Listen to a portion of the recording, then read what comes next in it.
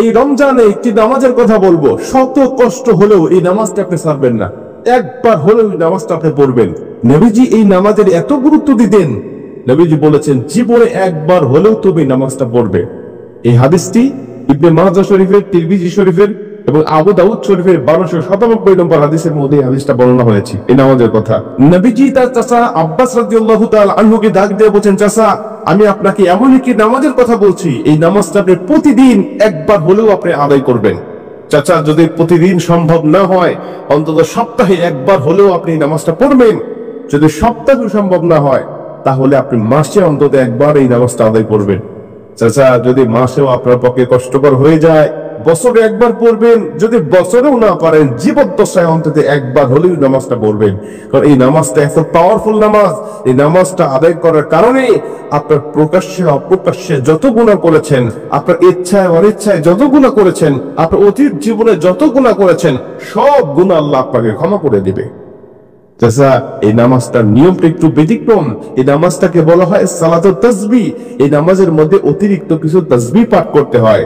সুবহানাল্লাহ, আলহামদুলিল্লাহ, লা ইলাহা ইল্লাল্লাহ, আল্লাহু আকবার, এই চারটা তাসবিহ একত্রিত করে সুবহানাল্লাহি ওয়াল হামদুলিল্লাহি ওয়া লা ইলাহা ইল্লাল্লাহ আল্লাহু আকবার, এই তাসবিহগুলো, এই বাক্যগুলো এখানে পাঠ করতে হয়। 4 রাকাত বিশিষ্ট এই নামাজ সালাতুত তাসবিহ 4 রাকাত পড়তে হয় এক নিয়তে। 4 রাকাত নামাজে প্রতি রাকাতে 75 বার করে করে মোট 300 বার এই তাসবিহটা পাঠ করতে হয়। সুবহানাল্লাহি ওয়াল হামদুলিল্লাহি ওয়া লা ইলাহা ইল্লাল্লাহু আল্লাহু আকবার, এই তাসবিহটা, এই দোয়াটা 75 বার করে করে প্রতি 4 রাকাতে মোট 300 বার করে আপনি পাঠ করবেন। কি নিয়মে পাঠ করবেন আমি আপনাকে নিয়মটা শেখাচ্ছি। আবু দাউদ শরীফের 1297 নম্বর হাদিসের মধ্যে যে নিয়মটা এসেছে, আমি এই নিয়মটা আপনাকে শেখাচ্ছি।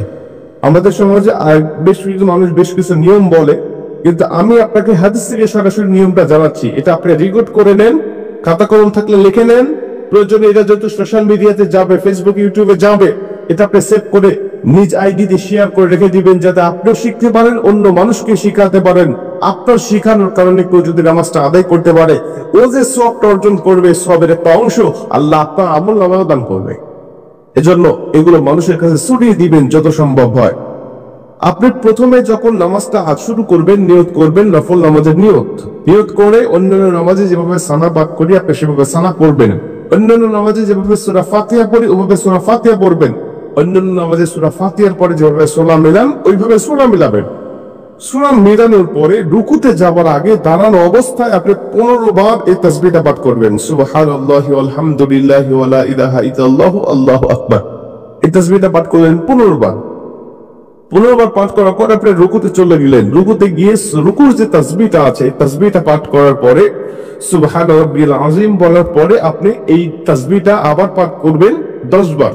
সুবহানাল্লাহি ওয়াল হামদুলিল্লাহি ওয়া লা ইলাহা ইল্লাল্লাহু আল্লাহু আকবার, এই 15 বার আর 10 বার 25 বার।